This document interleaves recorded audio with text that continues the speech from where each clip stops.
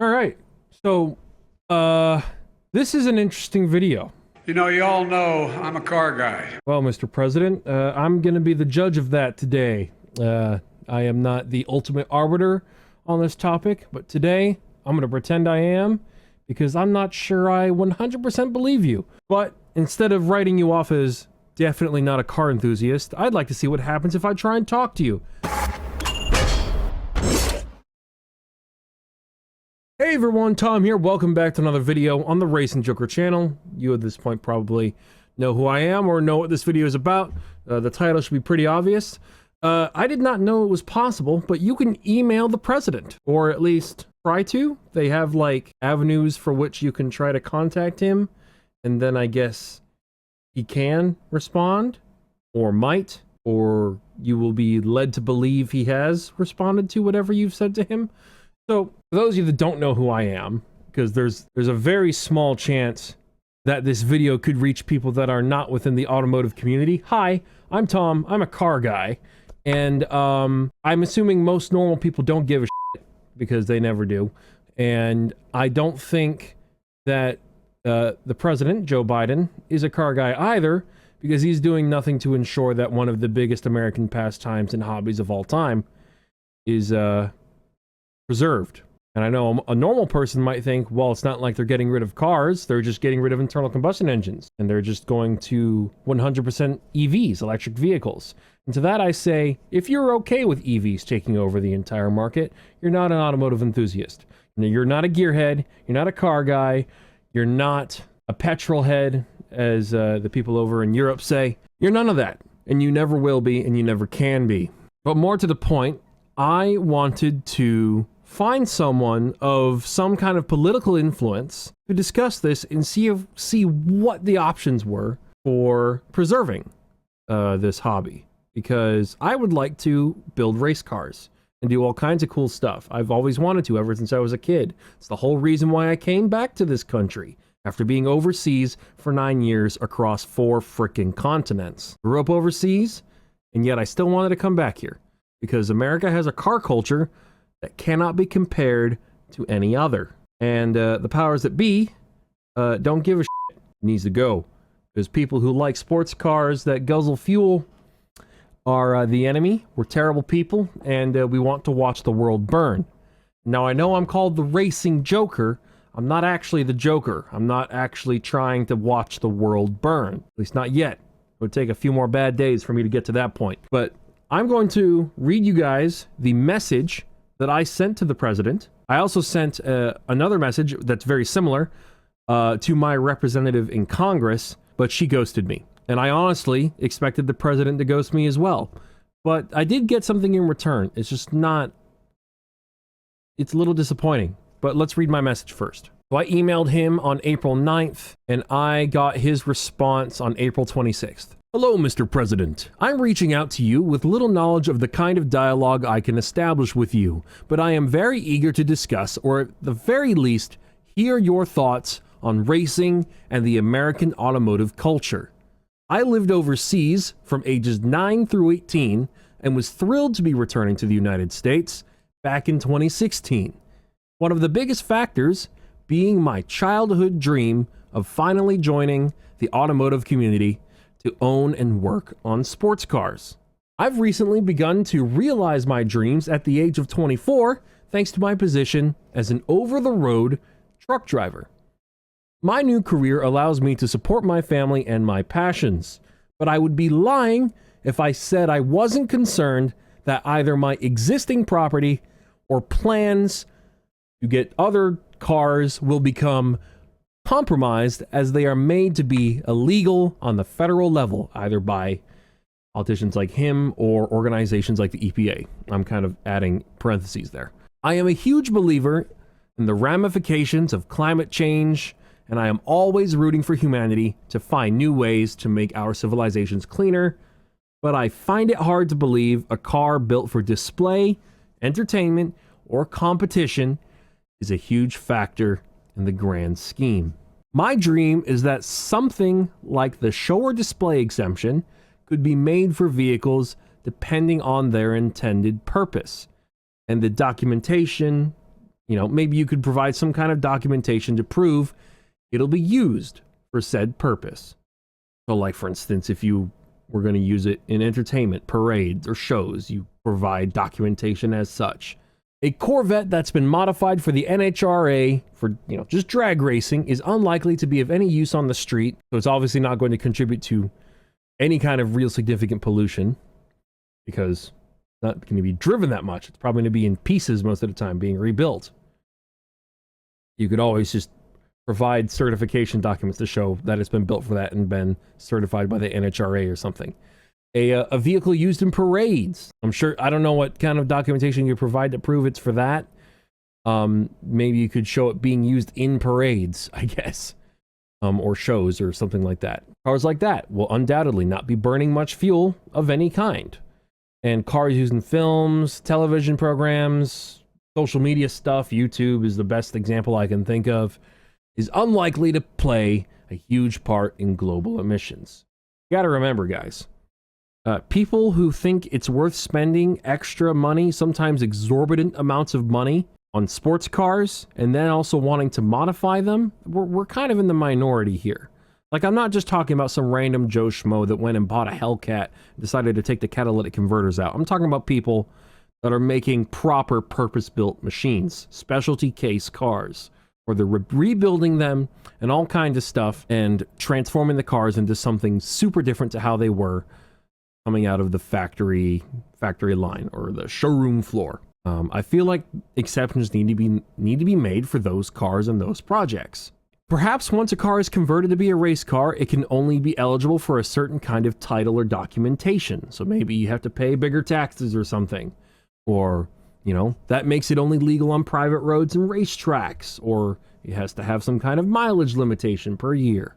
Show cars could have I remember I said this. Show cars could have a limited, I'm kind of adding words I haven't said to the president, but I would assume that the president is able to read between the lines. Whereas this is social media, and I'm trying to not make this video too short.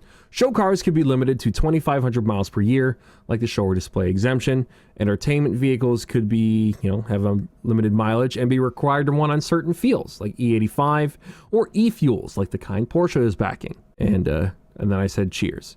Just in case, for those of you that don't know, show or display is an exemption that can be applied to cars that were not made for the American market, but are considered special cases and can be allowed to be brought into the country before they are old enough to be exempt from DOT, NHTSA, and EPA regulations, as long as they're in original configuration. And e-fuels, the one I'm referring to with Porsche, with their Haru Oni factory, it basically involves getting pure hydrogen, which is made using renewable electricity, which I think is wind energy, in Chile, I think, and mixing that with CO2 harvested from the atmosphere to make basically carbon neutral.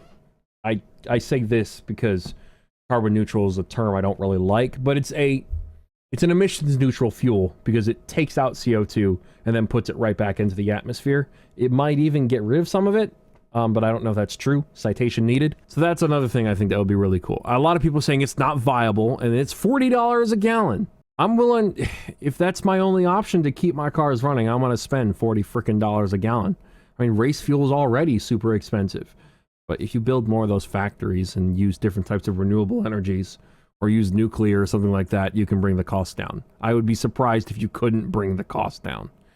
So anyways, that's my message, all right? That's my message. His response: Dear Mr. Wood, thank you for writing to me about the urgent climate crisis. I don't think that's the focal point of the message I sent, but let's continue. The science confirms what we all know to be true.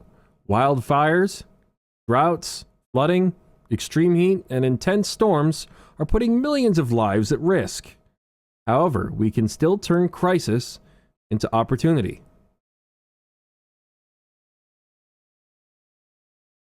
What about the cars? When I think of climate change, what do you think of when you think of cars? What? Okay, when I think of climate change, I also think of good paying union jobs that I heard what? Didn't someone say in the comments, He sided with anti-union lobbyists. Someone else can fact check that. I don't really care.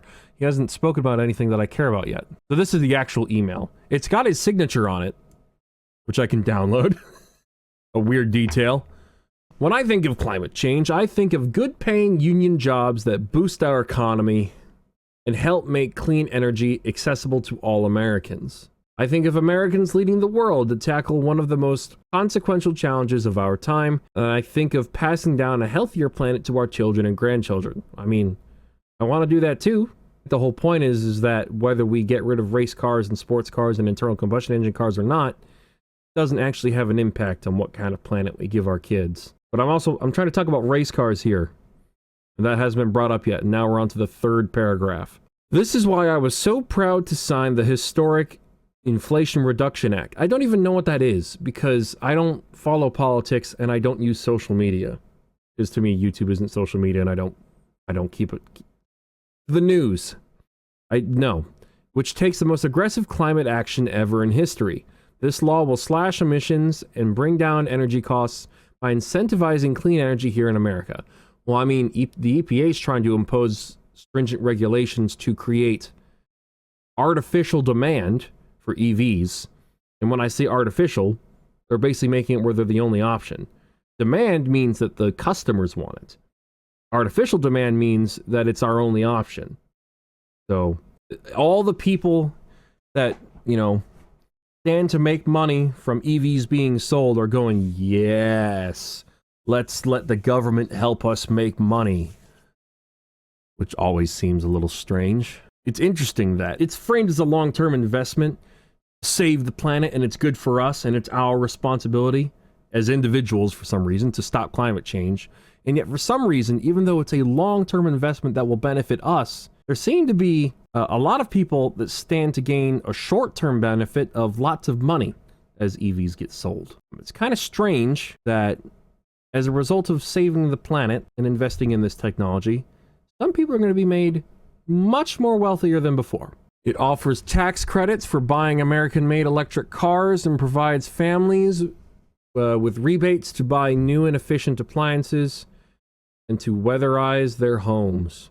It cuts pollution from ports and highways and strengthens our country's grid. And it advances environmental justice, creating generations of clean energy jobs, apprenticeships in frontline and fence-line communities. Well, you better not mess with my job, because I need to get paid. I drive a semi for a living. I know that's not the cleanest thing in the world, and it's not super efficient. I don't really have a choice. I need to keep doing 2,500 to 3,000 miles a week, because that allows me to make $1,500 to $2,000 after taxes. I ain't gonna be a fan of any president, no matter how many things we're doing for the planet, if I get my money taken from me. I'm not... It cuts pollution from ports and highways and strengthens our country's grid. We still haven't talked about race cars. Environmental justice. All of this builds on the climate foundation I've laid since taking office, restoring American leadership to address the existential issue of our time. We are on track to meet my goal of slashing greenhouse gases in half by 2030. Cool. With the bipartisan infrastructure law, I don't know what any of this stuff is. Do I need to Google all of this? Is this relevant? Is this somehow relevant? As someone who studied English, as a major sort of thing, I learned a good deal about critical analysis. And I am not finding any undertones of relevancy to what I actually asked him about. And I think it's strange. We are modernizing public transit and school buses, installing a nationwide electric vehicle charging network, which I've heard such great things about, cleaning up legacy pollution.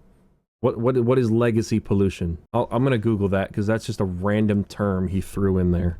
What are examples of legacy pollution? Oh, so it's long-lasting pollutants. Isn't that most pollutants that we're concerned about? The long-term ones? The ones that go away quickly, we don't need to give a shit about. Right? Or is that a short-sighted way of looking at things? It doesn't matter. It's irrelevant, basically. This process aligns with the goals laid out in my Justice 40 initiative.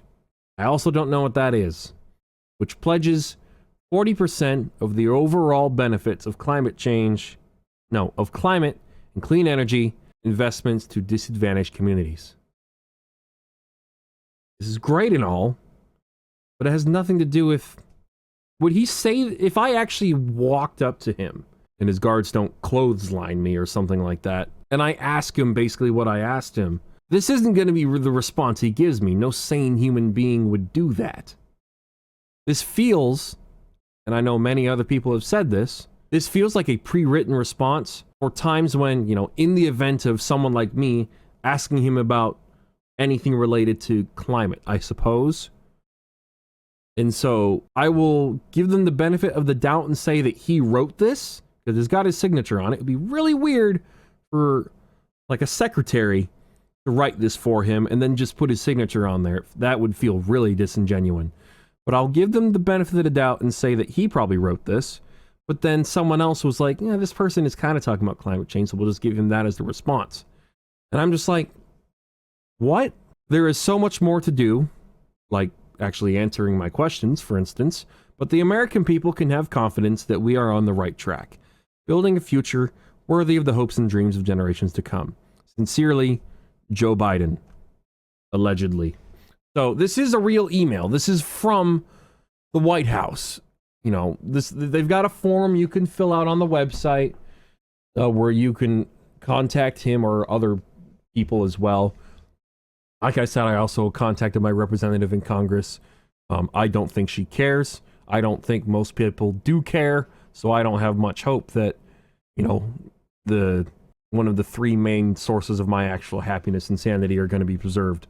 But I didn't know what else to do. So I emailed the President of the United States and I got this. I really just kind of thought I was going to get nothing. This feels a lot like nothing anyways. But at least I can make a video about it. Because I would like to have an actual conversation with people in power about this. Because I know there was the RPM Act, and it failed, right? It didn't pass. We're going to go on Haggerty. The EPA has maintained that street vehicles cannot be converted into race cars. Which is a very un-American stance to make. I wonder if there's an argument that you could make.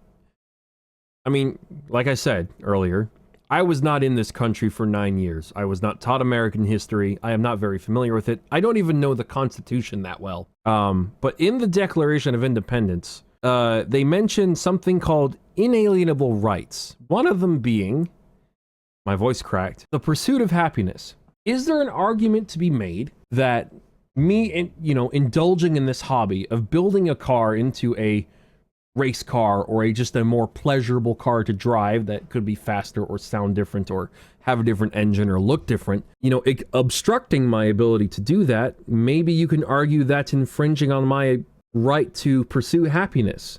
Because if you stop me from doing that, that's going to make me pretty fucking depressed. Sorry, I don't mean to swear.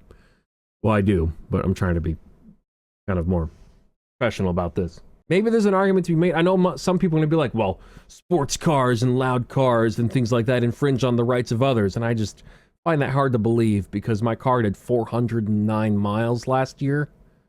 That's not, unless if there's some kind of long-term butterfly effect where me, filling the gas tank of my car is going to drown Japan in a freaking tidal wave somehow in 10 years. I don't think there's an argument that can be made for that without sounding insane and really reaching, mental gymnastics on the Olympic level sort of thing. I just think there's an argument. I think there's an argument that can be made that, you stopping us from building these cars that just make us happy. Because it's not like we're building these cars for nefarious purposes to say, unless if you're street racing or going to takeovers or something and being a twit about it. But if I'm just building a car to enjoy on the weekend, just be happy while I spend most of the week contributing to this society, I think it should be fine. And I think it's ridiculous to take away my ability to do that because the fines are insane. But let me read. The RPM Act was to try and protect people's right to build race cars or something like that. It failed, basically. Key negotiators in Congress could not reach an agreement on bill language that balanced the need for federal law to protect racers and motorsports parts businesses from EPA enforcement with reasonable measures to ensure that race parts are not used on vehicles driven on roads and public highways. So basically, the language in the RPM Act, based on that sentence there, basically left openings for people to abuse it. And, you know, some Joe Schmo, like I said before, could buy a Hellcat, straight pipe it, take out the cats and say, oh, but it's a race car, and then drive it to work every single day when it's clearly not a race car or anything else. It's not a recon car. And so that's why I said in my email to the President of the United States that we kind of copy the show or display exemption, where to ensure that people don't make their daily drivers unnecessarily polluting, that, you know, a race car could have a 2,500 or 5,000 mile annual mileage limit. That could be good, you know, because then you could say, okay, well, I want to build the car into the race car, but I need to drive it to work every day, so I'm going to have to keep the cats in there. But if I've got a daily driver and I've got a sports car, because I've got a hybrid Toyota downstairs, a freaking minivan, that should be fine. I should be commended for that. I should get a medal or something. I think it should be fine to make the BMW into this crazy gas-guzzling, race-fueled car, because it doesn't matter. It doesn't make a difference to the climate of the world, or the country, or the block. It's inconsequential. I feel like an exception can be made for that, and you could just say, I just can't drive it for 2,500 miles, or 5,000 miles, or I need to have, like, certain documentation, and I need to pay an extra bit of taxes or whatever to keep it registered. Whatever. Anything like that. I think that's reasonable. Because then people are less likely to make their daily driver that car, because they might not want to pay the extra tax. They might not want to have the mileage limit. That would, I would think, be a good filter to keep people from abusing it, because then companies that are making all these parts won't go out of business because they're being told, well, you're going to have to pay a fine because these parts are getting put on free cars. And we're not about that. The EPA just wants to get rid of all of them. They're just trying to find a way to do it, but they can't do it without looking absolutely evil. They want to make sure we look evil first. And we're a good job at doing them favors in that regard. But I also want to, here's the fine. EPA fine Auto Clean Air Act violation. Syntax of that sentence is terrible, but it should be fine. Violators are subject to civil penalties up to $45,268 per non-compliant vehicle or engine, $4,500 per tampering event or sale of defeat device, and I'm assuming that's for businesses. That's so much money. You see, a person could save up their entire life, buy their dream car, modify it. The EPA could decide, you know, they could change their interpretation of the Clean Air Act and say any modification to the engine or anything like that, even with emissions equipment still in place, is a violation of the Clean Air Act. You now have to give us $45,000, and now you've just crippled this person forever, and they're just going to kill themselves. Because financial hardship sucks, and having your dream taken away by the organizations that are supposed to ensure we are comfortable and happy are making it very difficult for us to do so for some reason. And apparently, we're okay with that because it's in the name of the planet. That's insane. Again, I'm not talking about people straight piping their daily drivers or rolling coal in their butt-ugly pickup trucks while in a rush to go kiss their dads on the lips. I'm not talking about those guys. I'm not talking about the schmucks. I'm talking about the enthusiasts. Gatekeeping a little bit, but that's what I'm talking about. That said, Joe Biden's not an enthusiast, because even though he said, I'm a car guy, he also wants everything to go EV, which is not something a car guy would ever want, ever. So, yeah, it's, I'm disappointed. I would like to actually have a dialogue with someone that's willing to have a real dialogue, not ghost me, and not give me a mass text, a pre-written message.